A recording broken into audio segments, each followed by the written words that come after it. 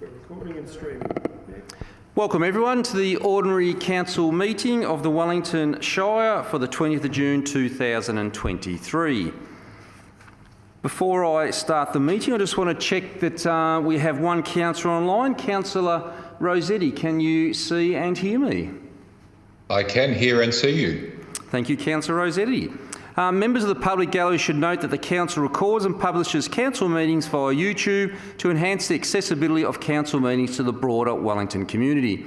These recordings are also archived and may be published on Council's website for viewing by the public or used for publicity or information purposes. At the appropriate times during the meeting, members of the gallery may address the Council, at which time their image, comments or submissions will be recorded. Members of the public who are not in attendance at the Council meeting but who wish to communicate with the Council via the online web form should lodge their questions or comments early in the meeting to ensure their submissions can be dealt with at the end of the meeting. Please could gallery visitors, councillors and invited online attendees ensure that mobile phones and other electronic devices are turned off or in silent mode for the duration of the meeting. Our mission, working together to make a difference. We listen and lead to provide quality services that improve life for all. Wellington Shire Council acknowledges our offices are located on the traditional lands of the Gunai-Kurnai Nation. We pay our deep respects to their elders past, present and future and acknowledge their ongoing cultural and spiritual connections to their land and waters. We do have a couple of apologies tonight. We've got Councillor Marr and Councillor Crosley. There are apologies tonight for the meeting.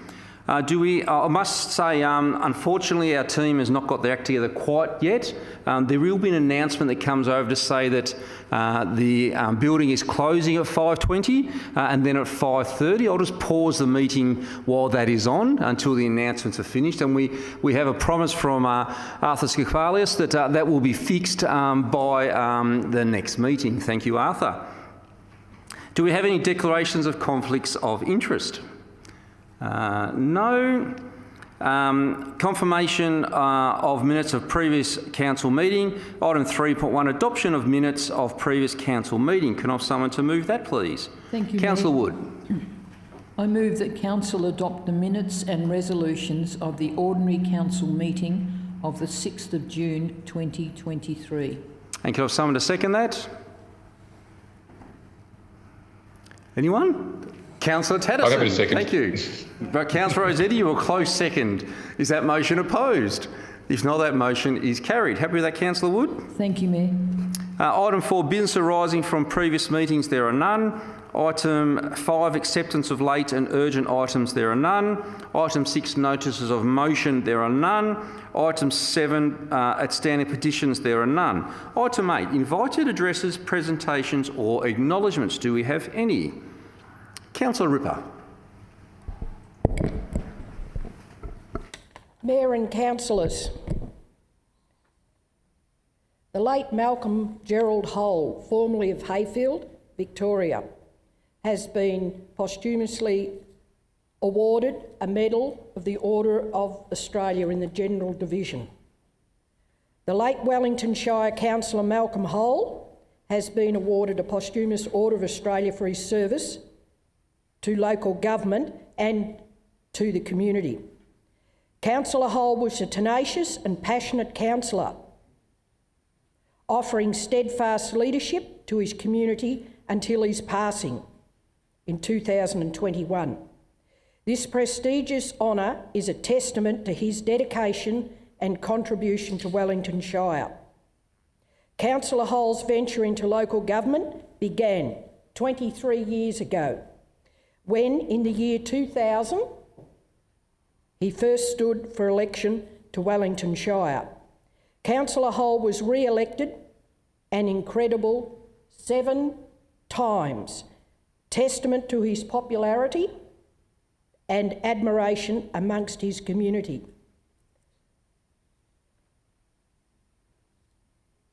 Malcolm was a part of the Wellington Shire for 20 years. Mayor 2002 and 2006. Deputy Mayor 2019, and as I just said, a councillor from 2021. In the local government, board member, Municipal Association of Victoria from 2015 to 2021. Executive member, Rural Councils Victoria 2005 to 2014. Chair of Gippsland Local Government Network 2002. Chair of Local Government Emergency Management Committee 2015-2016. Throughout his active 21 years as a Wellington Shire councillor, Councillor Hull was a fierce champion for the work of Hayfield and the wider community.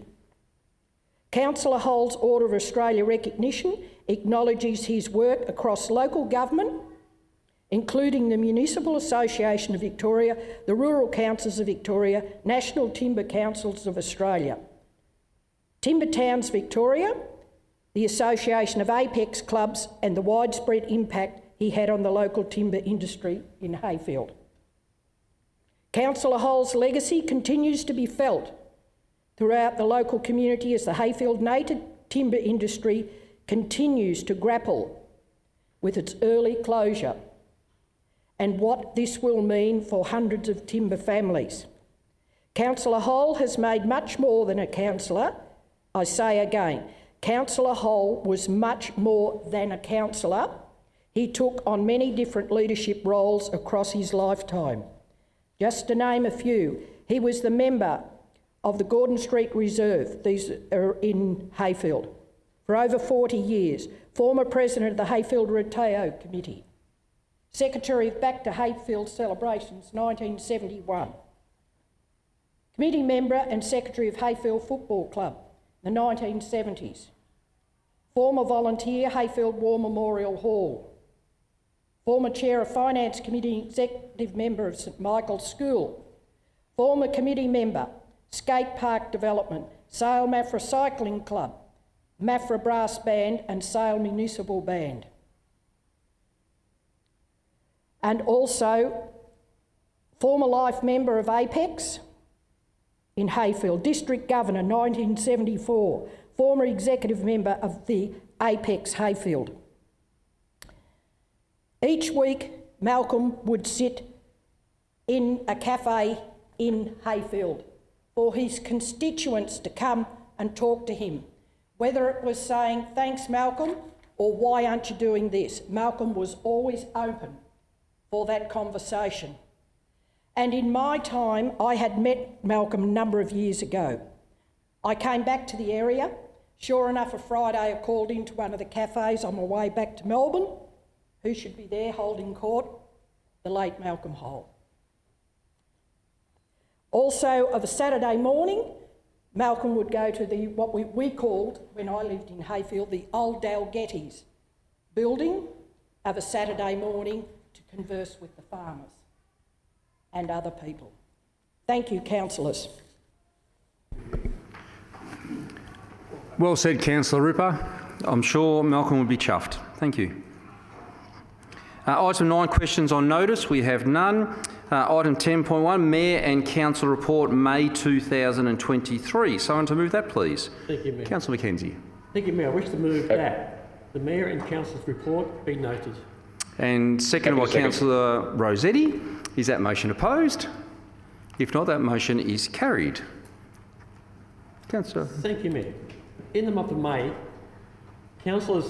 various councillors attended 18 events, and a snapshot of community engagements were such as the annual Candlelight Vigil in Sale, the Stratford Shakespeare Festival Fair Day, meeting with Maffra Football Club reps and Maffra Rec Committee members, the Wellington Youth Service Network meeting in Sale, the Black Dog Institute walk and talk for mental health for 20 kilometres Stratford to Bryagalong, National Volunteer Week, both in Yarram, Maffra and Sale, Golden Beach Ratepayers and Residents Association meeting, the SO Community and Stakeholder Liaison Dinner in Sale, the Yarram Early Learning Centre Annual General Meeting, official opening of the Avon Anglican Church Family Fun Fair, and the Yarram Context Analysis Community Presentation, also in Yarram. As well, councillors attended a number of renewable proponents meetings, which is one of the biggest ticket items for council over the next number of years. And they were the Wind Farm Public Information Session, the Giffland New Energy Web Portal Working Group meeting, the GRES Community Advisory Group, Wellington Renewable Energy meeting, introductory meeting with Cooper Energy Representative Terry Visser, Star of the South Community Advisory Group meeting in Sale, once again the Gippsland New Energy Web Portal Working Group meeting, Gippsland Climate Change Network Group Transformation Evening, and the Gifford Solar Farm meeting once again in Sale. Thank you, Mayor. Thank you, Councillor Mackenzie. Item 11, Delegates Reports. I believe we have none. Item 12.1, Chief Executive Officer Report, May 2023. Someone to move that, please. Thank you, Mayor. Councillor Mackenzie. Thank you, Mayor. I wish to move that the Chief Executive Officer Report be received. And seconded by Councillor Wood. Is that motion opposed? If not, that motion is carried. Thank you, Mayor. In the month of May, our CEO attended 22 either government and/or renewable plus community engagements, as I said, in the month of May. And some examples were met with Minister D'Ambrosius and the Rural Council in Victoria office, attended the Joint State Local Government Monthly CEO Forum, attended a Wellington Renewable Energy Forum, met with Cooper Energy Representative Terry Visser along with the Mayor, hosted a joint meeting with Wellington Shire and East Gippsland Shire councillors and executives in Sale, attended an Infrastructure Victoria 30-year strategy update, along with joint meeting with the Gippsland Council's Chief Executive Officers, met with the Gippsland Chief Executive Officers to discuss state government planning support, and finally attended a Wellington Place-based coordination team meeting for forestry transmissions. Mayor, I'd also like to read out an email that I sent to the CEO after last month's CEO management report as such. Coming into council in 2020 was difficult during a 100-year pandemic, and I have realised that to be a contributor to council, as the council takes around 2 years in the system, to learn and understand the complexities and processes. Over that time, I've had the opportunity that not many people ever have, and that is to serve the community of Wellington, and it's been a great honour.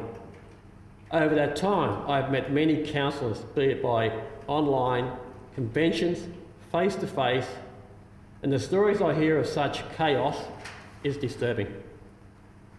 With your leadership over 10 years, you still maintain that enthusiasm for Wellington. You lead and have led a team that is the envy of many, and I believe you, as a person and leader, are in the top 10% of CEOs in local government.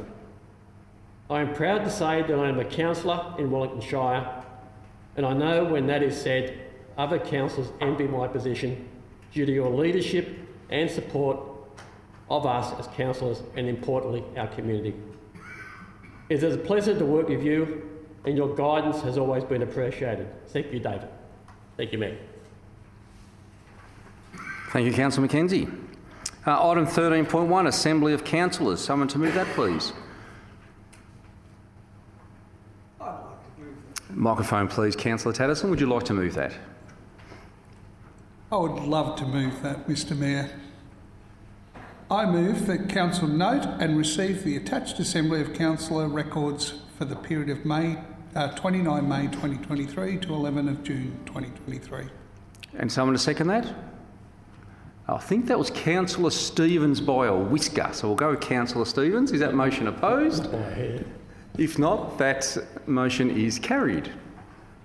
Councillor No Tatterson. further comment on that one. Thank you, Mr Mayor. Thank you, Councillor Tatterson.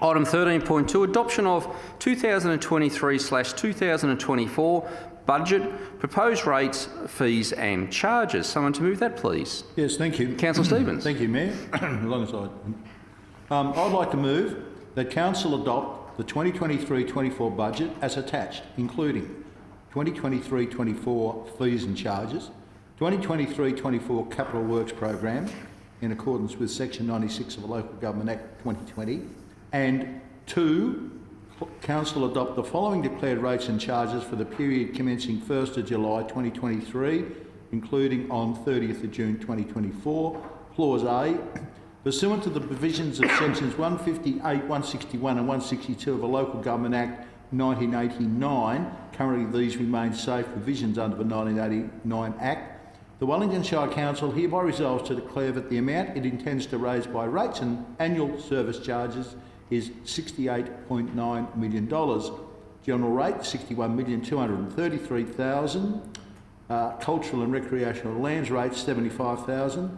Garbage charge, $5,443,000. Waste infrastructure charge, $1,652,000. EPA levy charge, $475,000. Boysdale Common Effluent System charge, $11,000. And clauses 2B to 2H as set out in the council agenda. I so move. Thank you, Mayor. And seconded by Councillor Mackenzie. Is that motion opposed?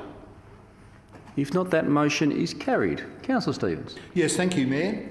The council, of course, has a long process to go through to adopt its budget each year. The budget was originally advertised back after April meeting, and then on the 18th of May, we held a special council meeting to consider the 5 submissions that we had received in relation to this year's budget. Thank you to those people who took the time to make a submission. As a result of the special meeting and the submissions, there was no change to the budget, although a couple of items that were included in those submissions are being considered at the moment for further action. Included in this year's capital budget is capital works of $42.7 million. And that's broken down, Mayor. There'll be $25.3 million for roads, footpath, bridges and drainage. Can't even read my own writing again. $6.8 million for buildings and land purchases. $2.2 million for parks and open spaces, recreation and leisure. $4.3 million for plant and equipment, and $4.1 million for other purposes, other works. Again, the council has had to work within the rate cap.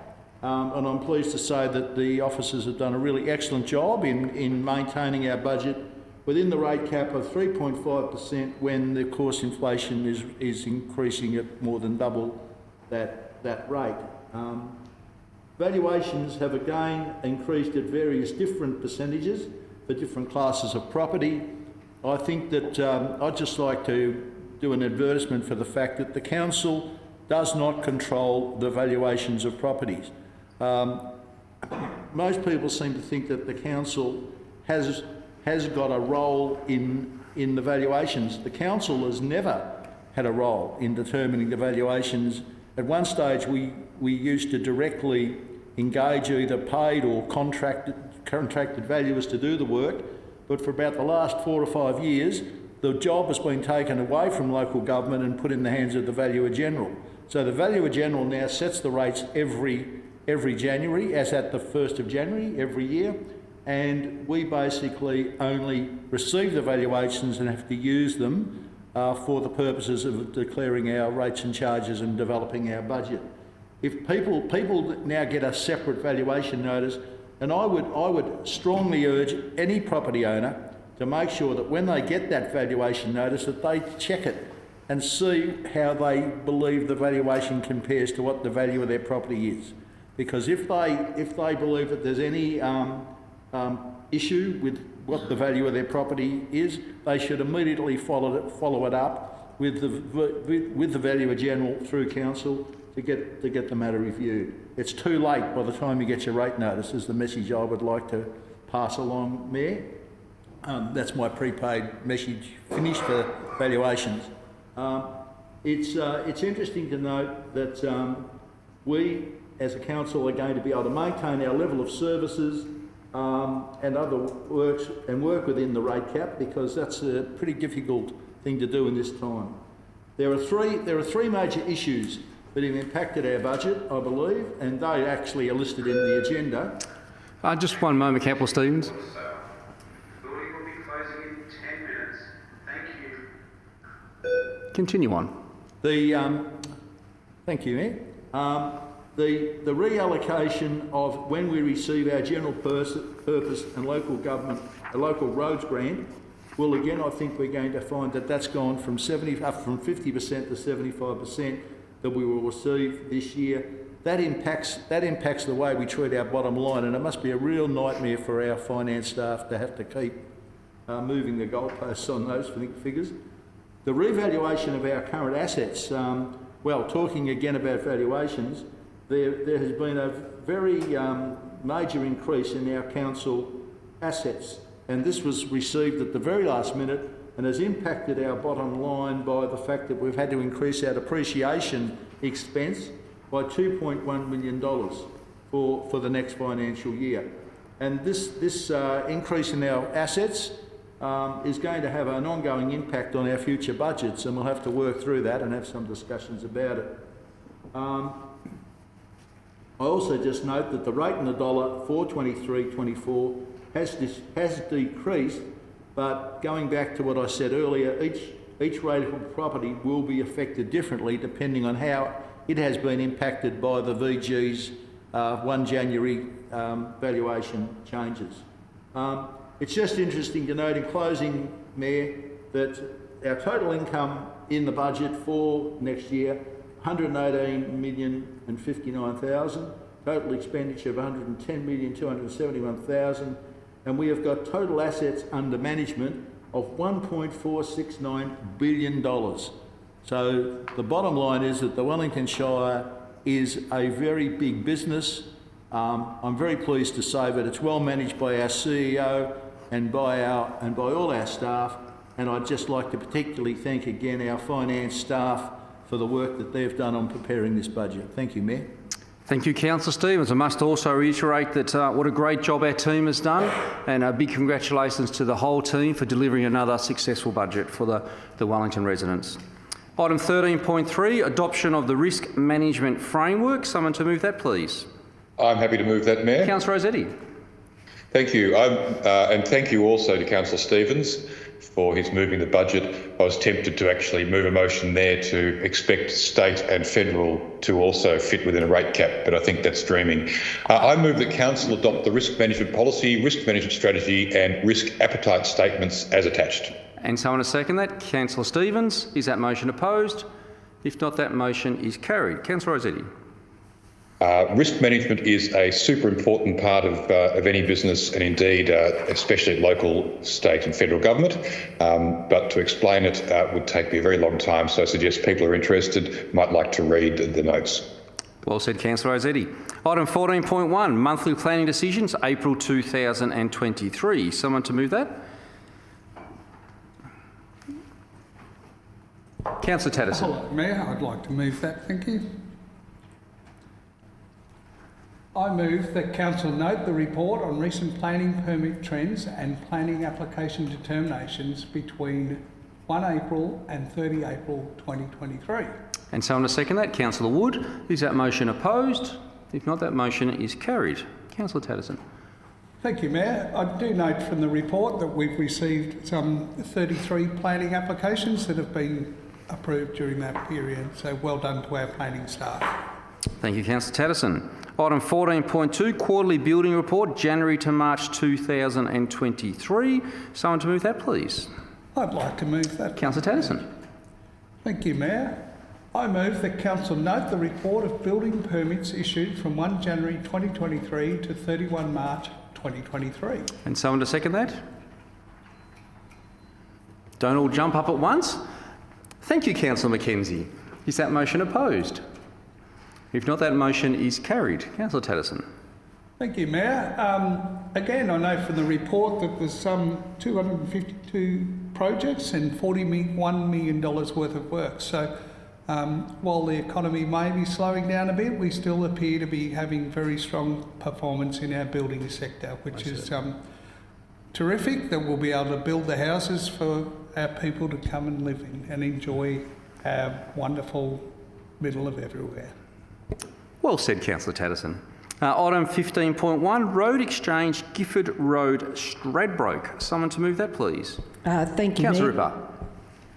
I'd like to move 1, pursuant to Section 206, including Clause 2 of Schedule 10 and Section 207A of the Local Government Act 1989, resolve to advertise its intention to undertake a road exchange by deviating the unused Government Road south and west of Lot 1, PS 703133 over the current alignment, part thereof, Giffard Road, Stradbroke, traversing through Lot 1, PS 703133. Para 2.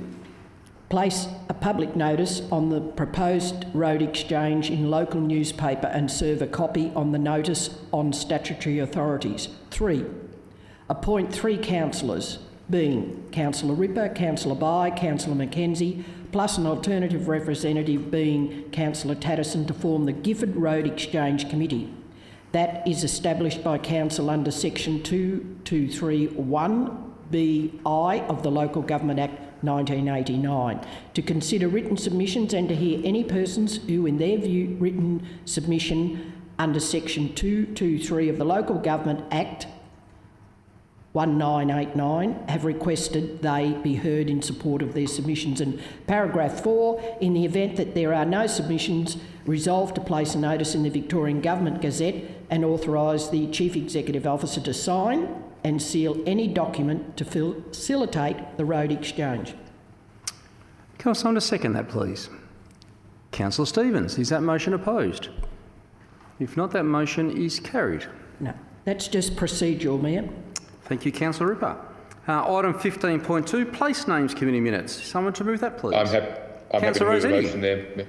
Thank you, Mayor. I move that 1, Council receive and note the minutes of the Place Name Committee meeting held on 9th of May 2023. 2, for the unnamed road off Swingbridge Drive sale, 1, having considered the submissions, that the submitters be thanked for their contribution, and 2, the road be named Eliza Lane on the basis of historical significance in being the only female bridge keeper in Victoria and recognising more women in place naming, and 3, Eliza Lane be submitted to the Registrar of Geographic Names for registration and gazettal.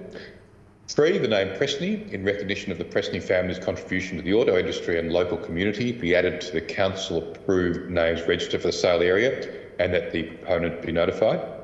4, for the subdivision at 35 Lion Street, Rosedale, 1, the name Royce, in recognition of Royce Moncoeur's contribution to education across the Gippsland community, be added to the council-approved names register for the Rosedale area, and 2, the name Cockatoo, after a local bird species, be added to the council-approved names register, and 3, the developer may select either Royce Lane or Cockatoo Close, the subdivision at 35 Lion Street, Rosedale. And 5, the name Mullins, in recognition of Jimmy P.O. Russell Mullins for his contribution to postal services across the Sale and Maffra area, be added to the council-approved names register for the sale area, subject to consent from the proponent's family. I did insert the word area in there because it wasn't quite grammatically correct, Mayor. And someone to second that motion. Councillor Wood, is that motion opposed? If not, that motion is carried. Councillor Rossetti. Thank you, Mayor, and thank you to people who submitted for the road off Swingbridge Lane, for Eliza Lane, but also for those who write in and suggest names that we can use to recognise those in our community who've made contributions, and there's a number of them there. Just in case councillors weren't aware, we did write in there that the cockatoo was a local bird species. I'm sure you didn't realise that. But thank you, Mayor and councillors, for supporting that motion, and the hard work of the Place Names Committee continues. Thank you, Councillor Rossetti. Item 15.3, Capital Works Adjusted Budget for May update. Someone to move that, please. Thank you, Mayor. Councillor Ripper.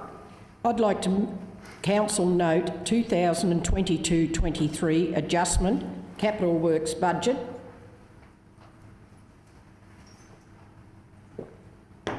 currently being $49,015,166 as adopted on the 7th March 2023 and approved changes made since that date. resulting in an adjusted capital works budget $47,921,125 as shown in attachment, which also includes projects that have been deferred, reallocated or removed for reasons shown. The building is now closed. Please make your way to the exits.